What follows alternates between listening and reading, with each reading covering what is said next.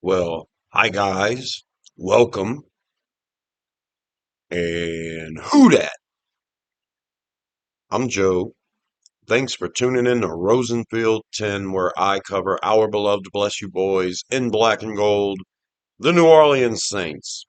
And today we are going to do a preview of the upcoming Week 3 regular season NFC matchup that's going to see our Saints travel to the Pacific Northwest to take on the evil, dreaded Seattle Seahawks.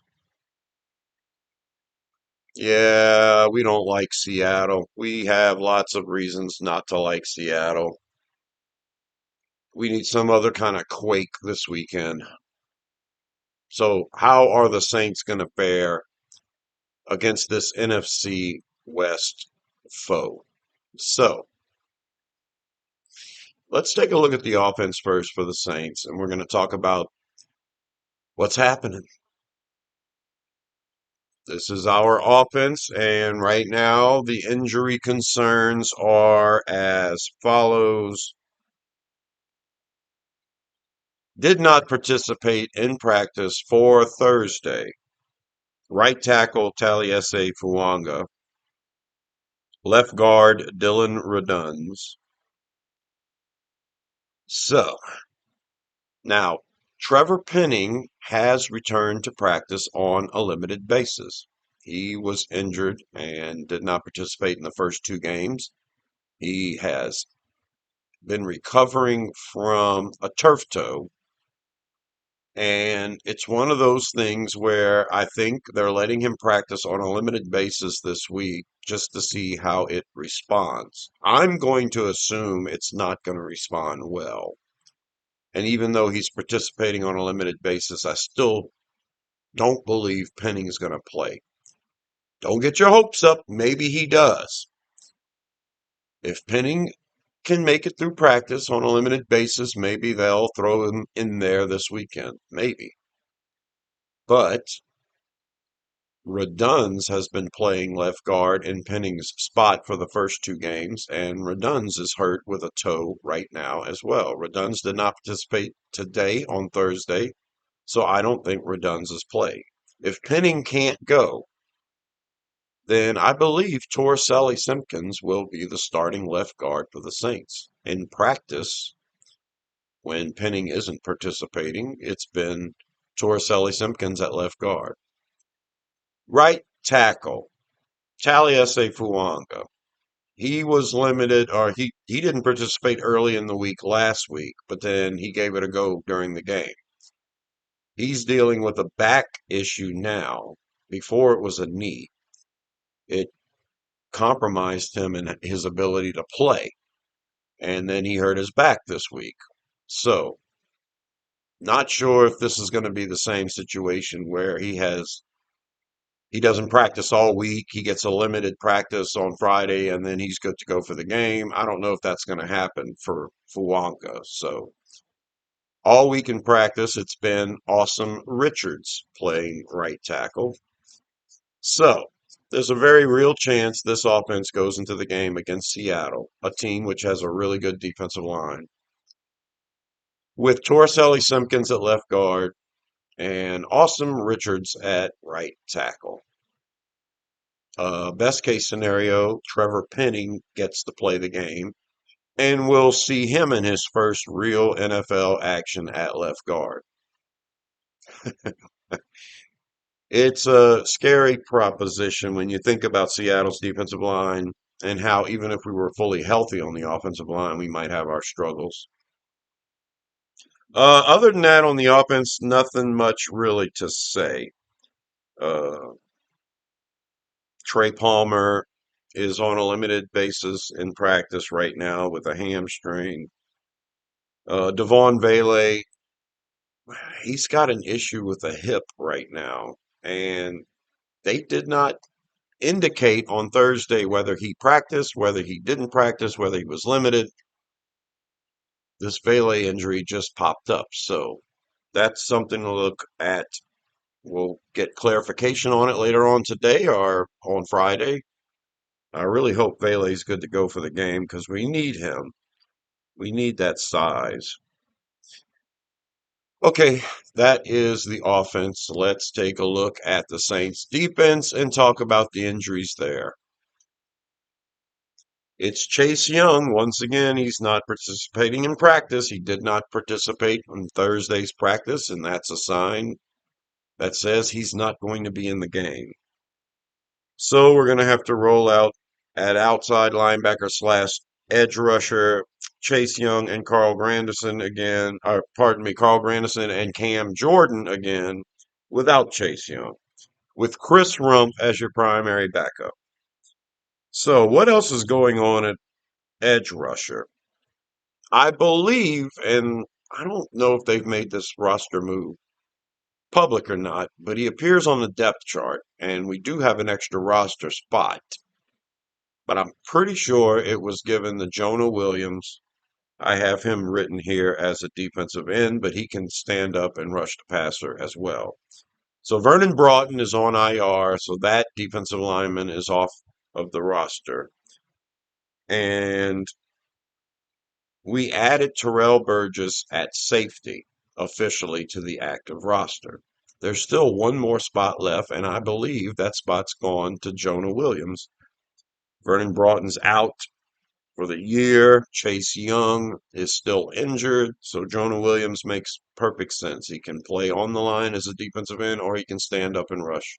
So you've got a backup for Broughton and for Chase Young with Williams. Williams will see a lot of play on the line in Broughton's absence, and we've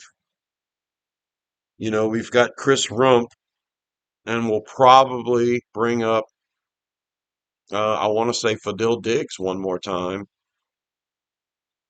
You can only bring up a player 3 times, and I believe this will be the third game we bring up Diggs. So I'm assuming there's going to be a roster move made where Diggs ends up on this roster, and perhaps Williams goes back to the practice squad, and then we elevate him for another time or two. I believe he was elevated for both games to start the year. So he's on the active roster now, I believe. Don't take my word for it, but he was on the depth chart. They just didn't make an announcement about this move. So, but I'm going with it. It makes sense to me. The rest of your defensive starters, everything is fine. Nobody's suffering with anything as far as an injury goes. We're just going to be missing Chase Young. So hopefully the pass rush can make something happen. Sam Darnold for the Seahawks is not a very mobile quarterback. We didn't take advantage of a statue of a quarterback this past week. So hopefully we can do it this week, which means Jordan's going to have to play like he did in week 1.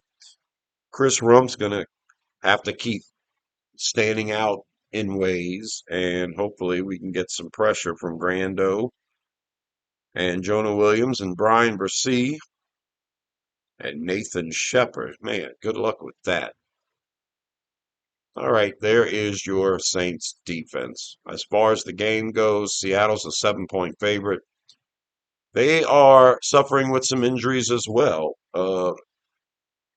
They haven't released their Thursday injury report yet, which is frustrating. But on Wednesday, the did not participates for Seattle included safety Nick Amenwori with an ankle, safety Julian Love with a hamstring, cornerback Devin Witherspoon with a knee, and running back Zach Charbonnet with foot.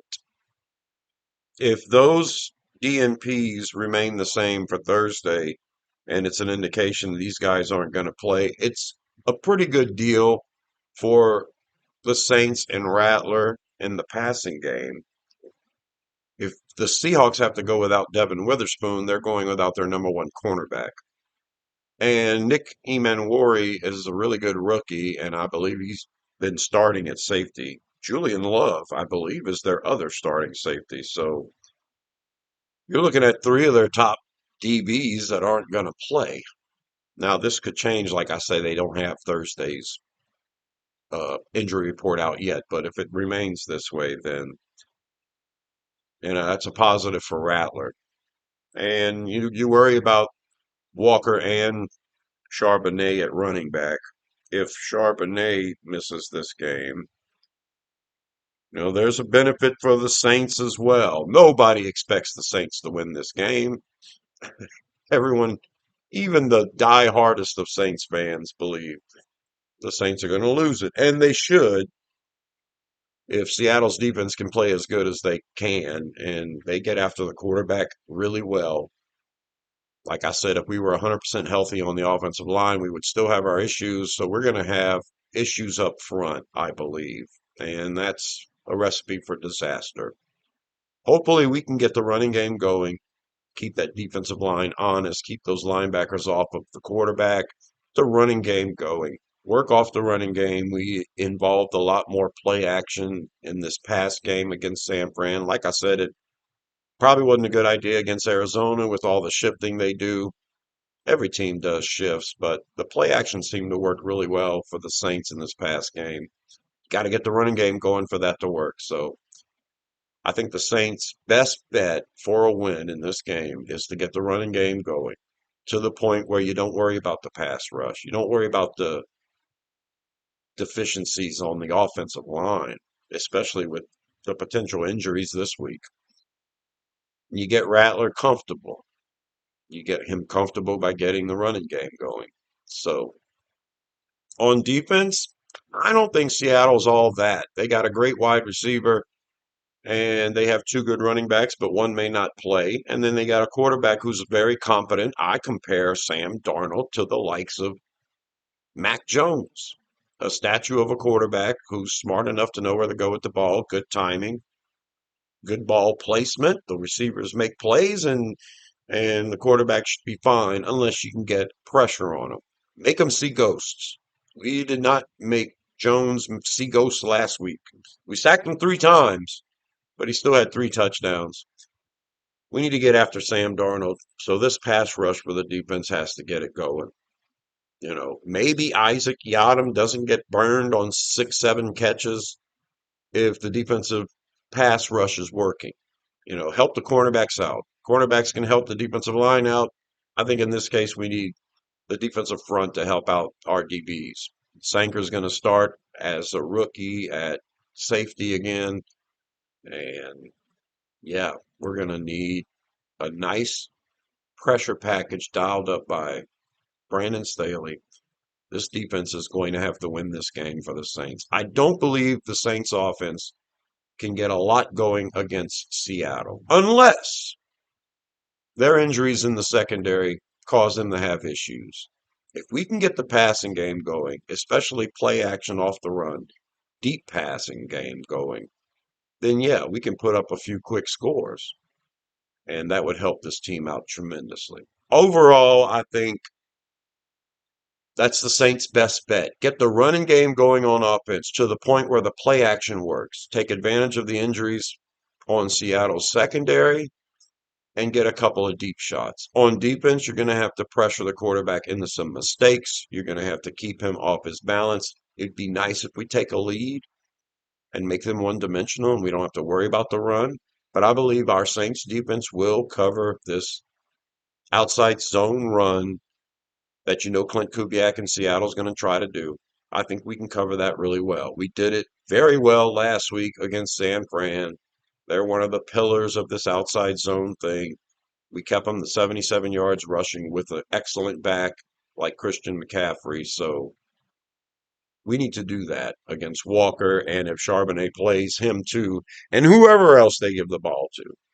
Because we know as Saints fans, Clint Kubiak can get frustrated. If you take away the running game, he doesn't have very many other options. If you can get a lead and take away the running game and force Sam Darnold, the statue he is, into seeing ghost, yeah, you'll have a chance at winning the game. So get the running game going, deep passes from your play action, take advantage of that injured secondary, and then on defense, force the quarterback into some mistakes. The Saints have a way of winning this game. The defense is going to have to cause turnovers. The defense might have to score themselves if the offense can't get it going. But there's a path. So I'm going to pick the Saints to win, and I'm going to pick the Saints to lose. I do this every time. If the Saints win, that's the way it's going to go. I believe Seattle might get out to a 17-6 lead at halftime, something like that. Then I expect the second half magic to come from Spencer Rattler. I expect our defense to get something going. Maybe we frustrate them. We take a quick lead. We get back into the game with a quick touchdown, and then we take the lead. The next time we score a touchdown, then we force them into some mistakes. The defense gets a touchdown, and the next thing you know, Saints win the game. Saints 27, Seattle 17. Something like that. Ideally, the Saints would like to be in the lead from the beginning and just dominate them and make it ours. But I got to be a little realistic here, even though I may be the only person picking the Saints to win. I still see the Saints struggling to get it all going in the first half. They always do. Maybe we can finish out the first half with a touchdown, but I'm thinking it'll be something like 17-6, but then we'll come right back. A quick touchdown to make it 17-13. Another touchdown, we take the lead. They're forced into some mistakes. We're up 27-17, and yeah, they can't get nothing else going because Clint Kubiak can never adjust in the second half.